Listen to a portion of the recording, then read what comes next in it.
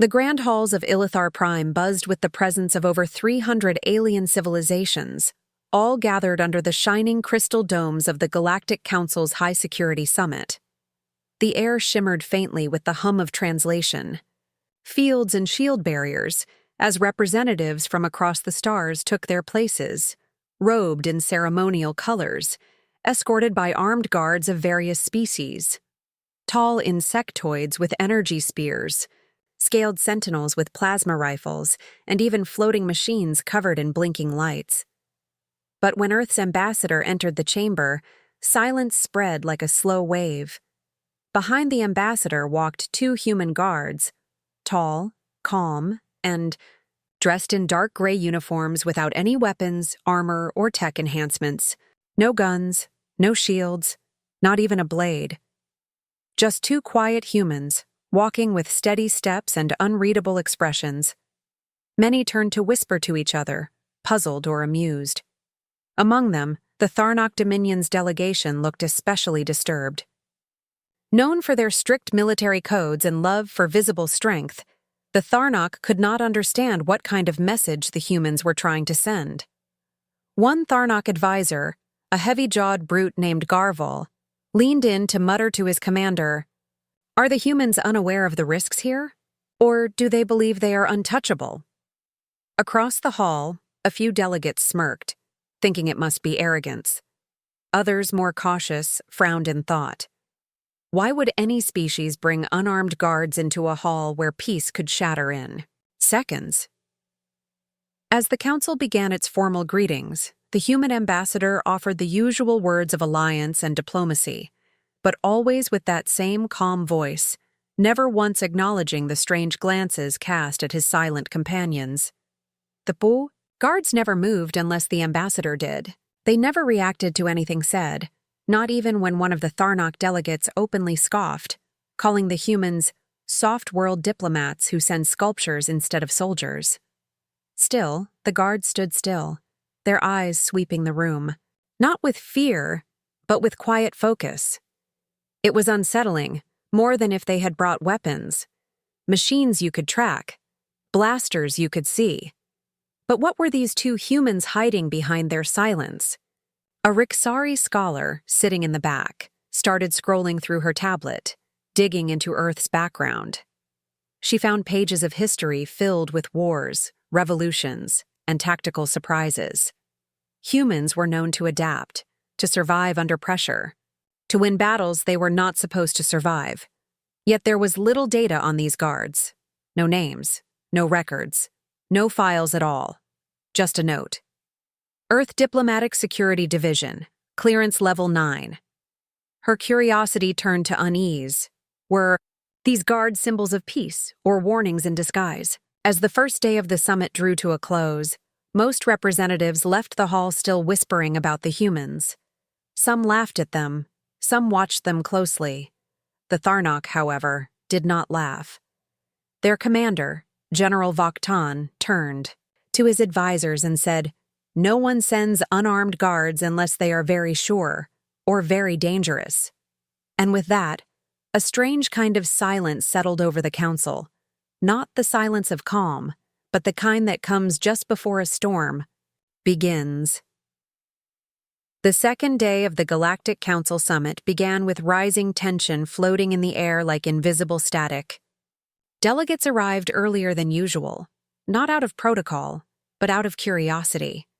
Their minds still fixed on the mysterious presence of the two unarmed human guards. Whispers had grown louder overnight, spreading across embassies and secure channels. Among them, the Zortha envoy, known for his sharp tongue and arrogant sense of superiority, finally spoke his thoughts aloud in front of nearly half the council. He leaned forward, voice dripping with sarcasm, and said, "I see the humans continue to send bare-handed pets into a council of giants. Charming, almost brave." The insult echoed through the chamber like a sudden gust of cold wind. Heads turned. Some tried to hide their amusement. Others looked uncertain. Earth's ambassador, seated calmly as ever, smiled gently, as if the words hadn't even touched him. He gave no answer, made no defense. And still, the guard stood behind him, unmoving, expressionless, as if carved from living stone. Their silence was not that of weakness, but something stranger. It made people uneasy. The Rixari historian, Velatar, who had been watching the humans with growing fascination, took the comment as a reason to dig deeper.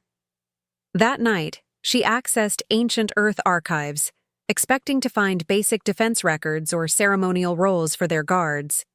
Instead, what she found left her eyes wide and her antennae twitching. She read about a planet that had survived not one but many global wars, about nations that had trained warriors to fight in the harshest conditions, with or without weapons. She found data on humans who survived jungles, deserts, ice fields, often alone, often outnumbered, and yet victorious.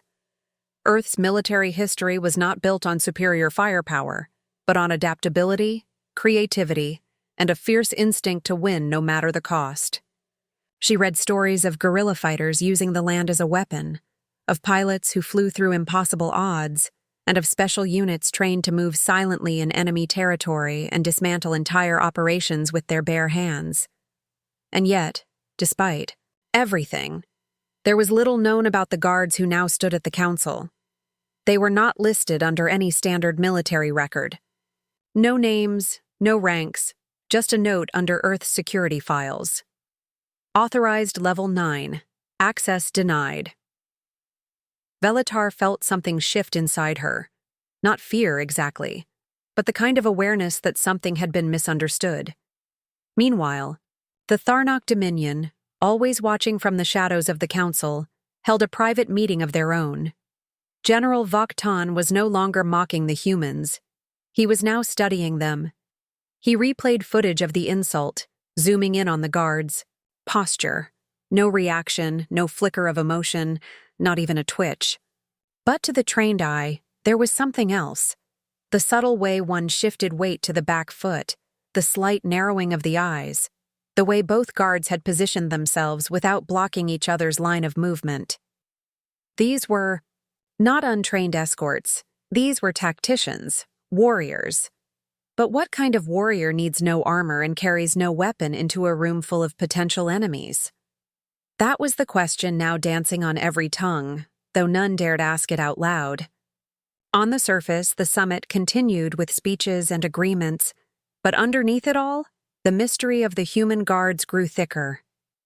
The Zortha envoy, feeling proud of his insult, had unknowingly opened a door, one that could not be closed again.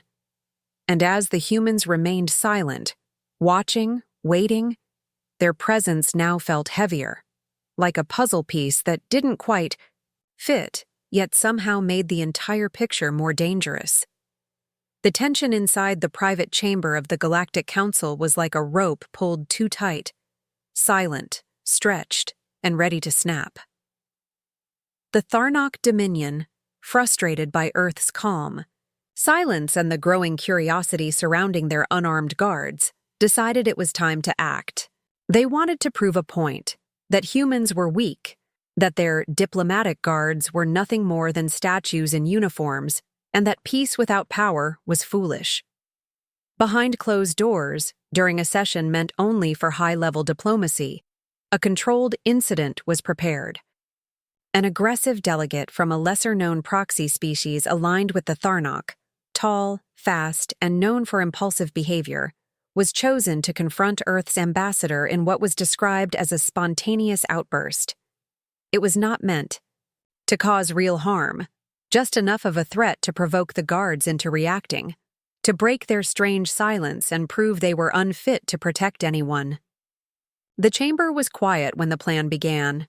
Voices echoed against marble-like walls as ambassadors discussed trade agreements. Suddenly, the aggressive delegate rose sharply, shouting something about human disrespect and stepping forward with speed that caught many off guard.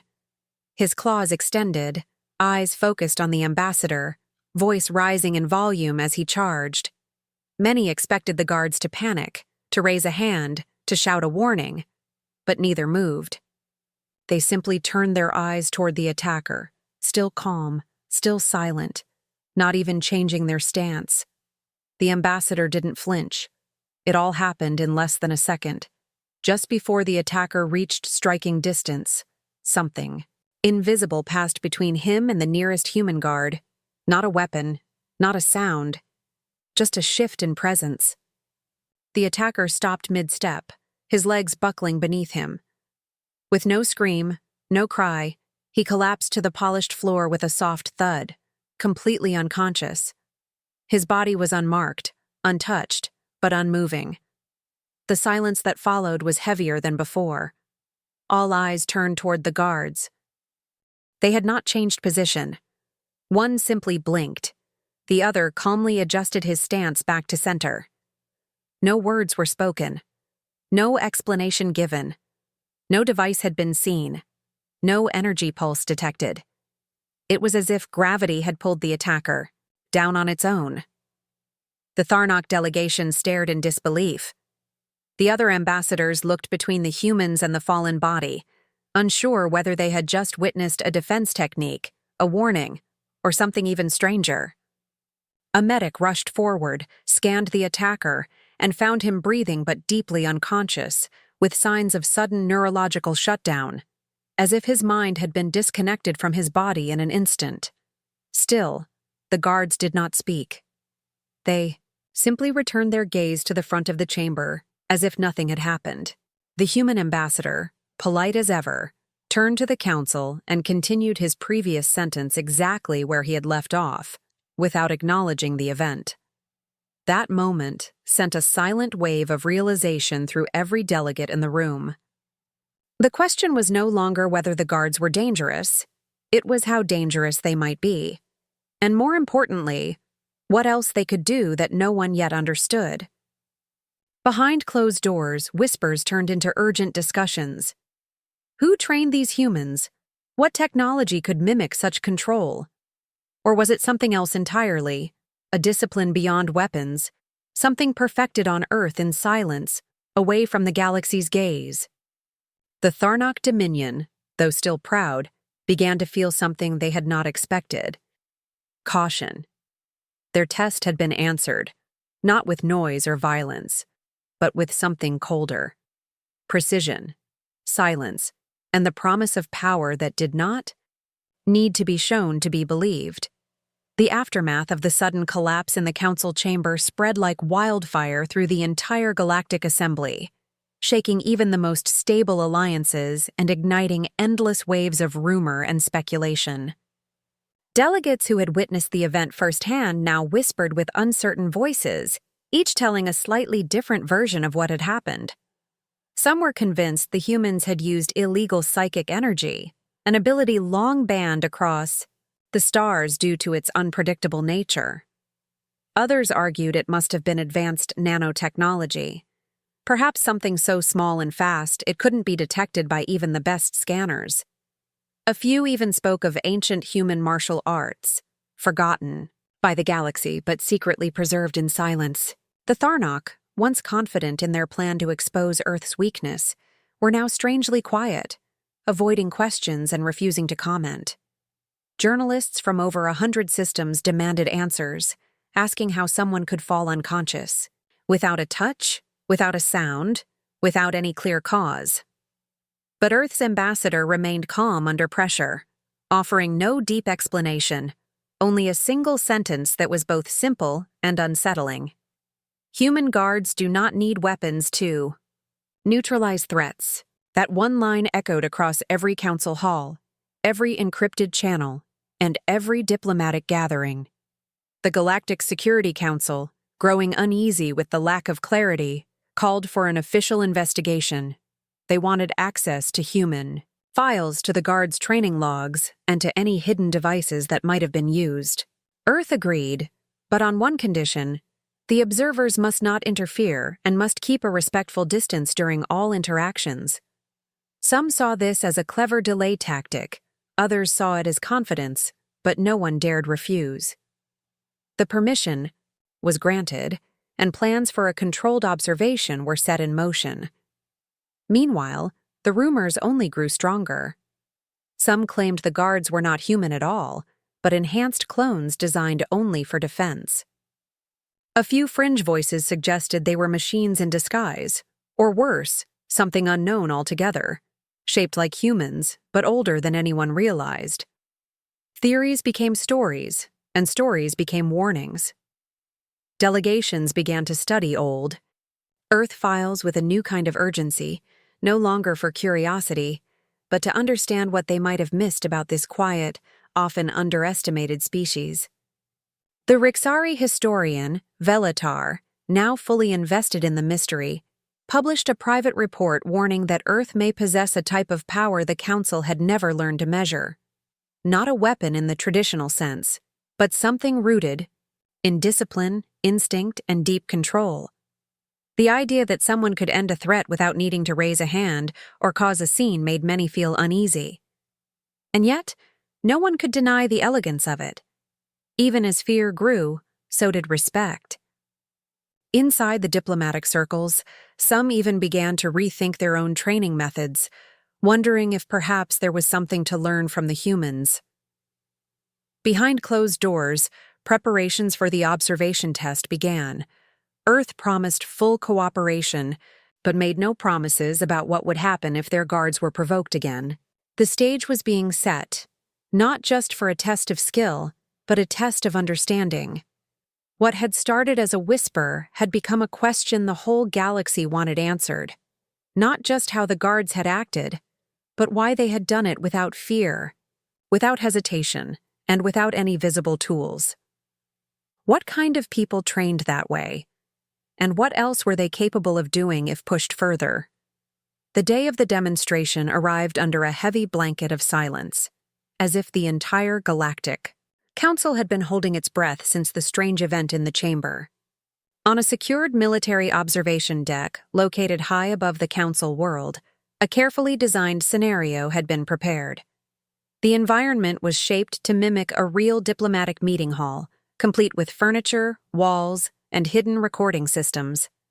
Over 50 delegates from across the galaxy watched through reinforced glass panels and holographic screens, their expressions serious and expectant. At the center stood the human ambassador, calm and composed, just as before, and behind him, the same two guards, unarmed, unarmored, and silent. Facing them were 6 volunteer attackers selected from various species known for speed, strength, and skill. These were not common soldiers, but elite fighters trained in ambush tactics, hand-to-hand combat, and close-range assaults.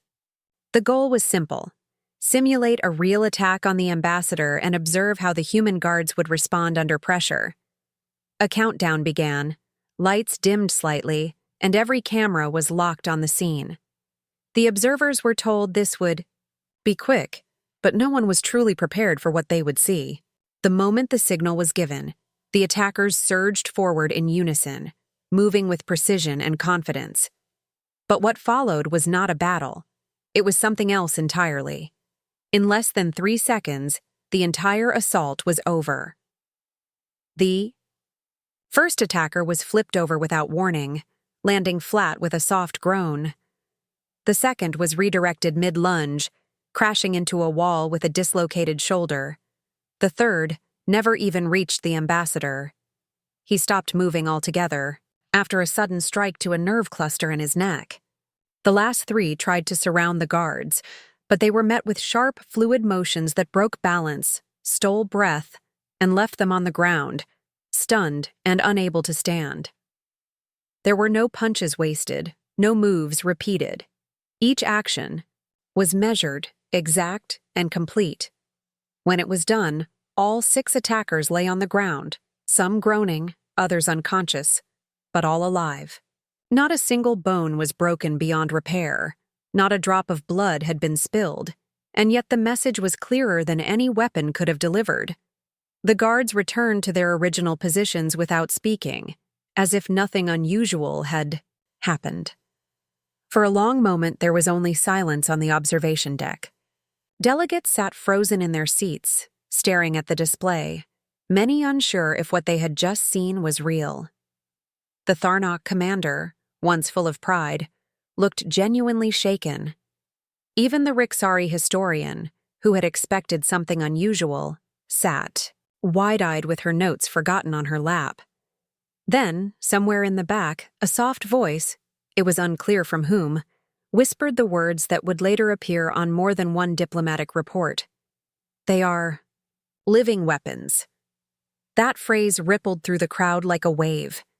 It was not spoken with fear, nor with admiration, but with a kind of realization.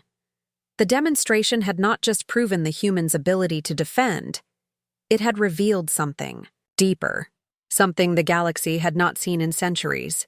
These guards had mastered control, both of their bodies and the situation, in a way that no technology could teach. They had turned their lack of weapons into their greatest strength, and in doing so, they had sent a silent warning. Humans did not need to threaten anyone, they only needed to be present. The Council now understood what Earth had been trying to say all along. Peace was not a weakness, but a choice backed by power that didn't shout. It simply stood, ready. The day after the demonstration, the Council chamber was more silent than it had ever been. Every delegate sat with full attention, eyes fixed on Earth's ambassador, no longer with doubt or dismissal, but with a deep curiosity that came from both respect and uncertainty. For days, rumors had filled the halls, whispers of secret training, of forbidden technology, of ancient power rediscovered. But now, at last, Earth had agreed to speak. The ambassador stood calmly, his voice clear and steady as he addressed the galaxy's leaders.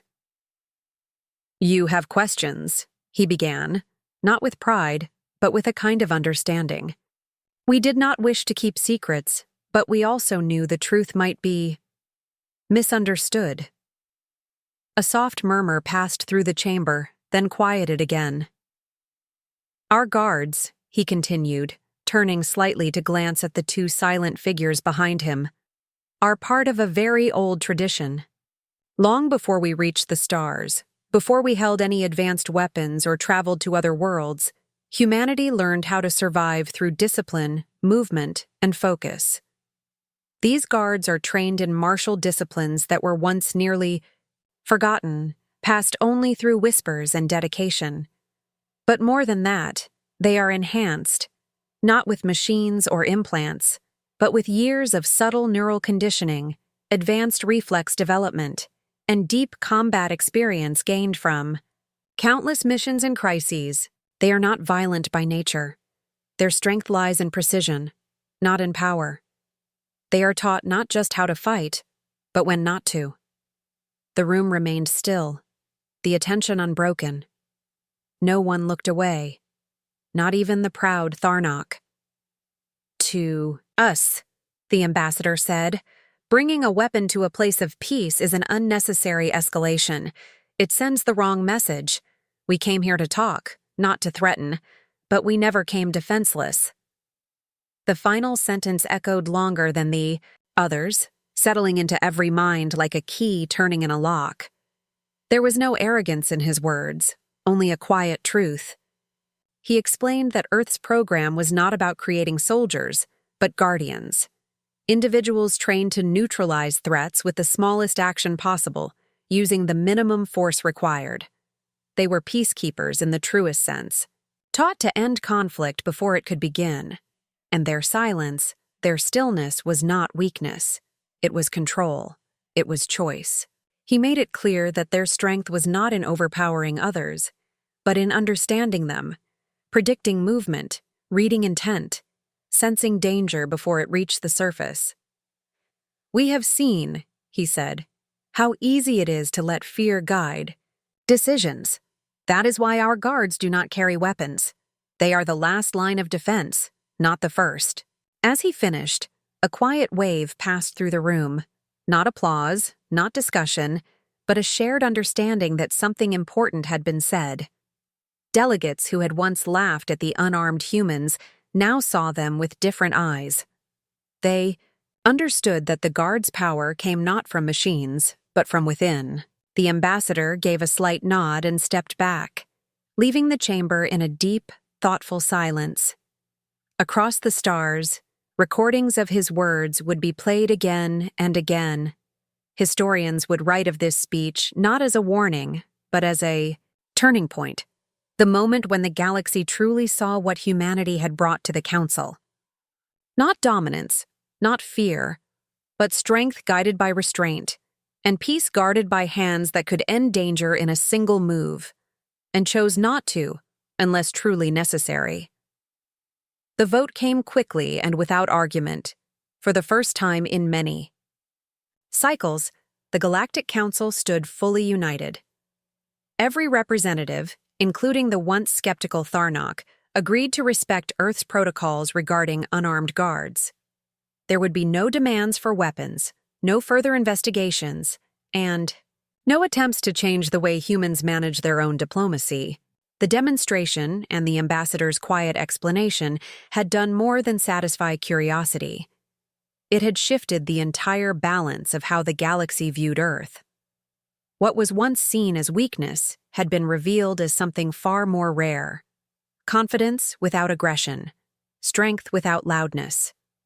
Delegates returned to their worlds with thoughts heavier than any speech could carry.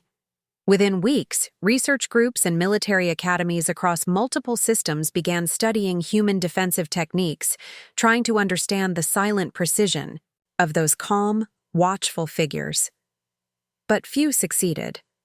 The human methods were not built on muscle or advanced tech. They were shaped by mindset, by training passed down in silence, refined through experience and tested by history. Most species, used to external tools and brute force tactics, found it impossible to replicate what came so naturally to the Earth Guards. As reports of the demonstration spread, so too did the stories.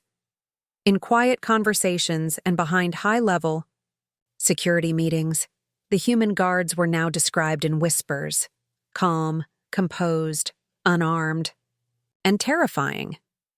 It wasn't the violence that frightened people. It was the restraint, the understanding that someone who holds back when they can win is far more dangerous than someone who fights out of fear.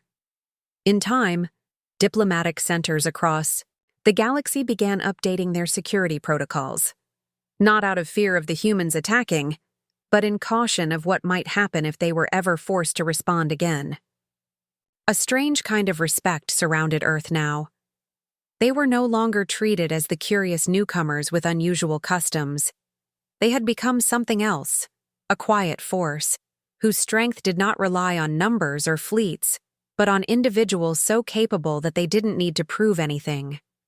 In the central data archives of the Galactic Council, where sensitive security logs and diplomatic profiles were stored, a new entry was added by an anonymous intelligence official. It was short, written in plain words, and placed at the top of Earth's security classification. Do not provoke the humans, especially the quiet ones. That note was never officially announced, but those who saw it never questioned it. Years later, even as peace treaties expanded and trade with Earth grew stronger, the memory of the two silent guards remained fresh in the minds of every species that had witnessed the event. Delegates still spoke of the way they moved, how they ended a threat without speaking, how they stood like shadows yet controlled the space around them completely. Earth never changed its approach. The guards remained unarmed, the ambassador remained polite, and no threat ever came close again. Not because others feared human weapons, but because they had learned to fear what humans could do without them. And so, with quiet footsteps and calm voices, humanity secured its place in the galaxy, not by force, not by fear, but by a strength wrapped in silence, revealed only when the moment truly demanded it.